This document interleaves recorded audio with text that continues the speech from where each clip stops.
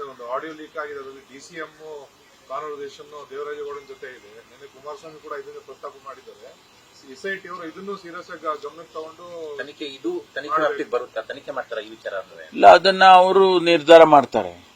ನಾವು ಪ್ರತಿಯೊಂದು ಹಂತದಲ್ಲಿ ಕೂಡ ಸರ್ಕಾರ ಹಿಂಗೆ ಮಾಡಿ ಹಂಗೆ ಮಾಡಿ ಇವ್ರನ್ನ ಕರ್ಕೊಂಡು ಬನ್ನಿ ಅವ್ರನ್ನ ಬಿಟ್ಬಿಡಿ ಇವೆಲ್ಲ ನಾವು ಮಾಡೋದಿಲ್ಲ, ನಮ್ಗೆ ಸಂಬಂಧ ಇಲ್ಲ. ಅಂದ್ರೆ ಅವರಿಗೆ ಈ ವಿಚಾರದಲ್ಲಿ ತನಿಖೆ ಮಾಡೋದಕ್ಕೆ ಟೋಟಲ್ ಫ್ರೀಡಮ್ ಕೊಟ್ಟಿದ್ದೀವಿ. ಏನು ಮ್ಯಾಂಡೇಟ್ ಇದೆ ಅವರಿಗೆ ಅದರ ಪ್ರಕಾರ ಮಾಡ್ತಾರೆ.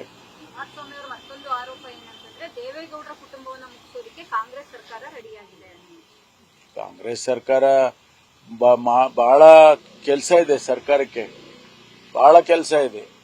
ಇಷ್ಟುವರೆಗೆ ಬರಗಾಲ ಇತ್ತು, ಬರಗಾಲದಲ್ಲಿ ನಾವು ಮೇವು ಒದಗಿಸಬೇಕು, ಕುಡಿಯೋ ನೀರು ಕೊಡಬೇಕು, ಜನಗಳಿಗೆ ಊರು ಬಿಟ್ಟು ಹೋಗದಾಗೆ ಕಾಮಗಾರಿಗಳನ್ನು ಕೊಡಬೇಕು ಮತ್ತು ಆಡಳಿತ ಮಾಡಬೇಕು.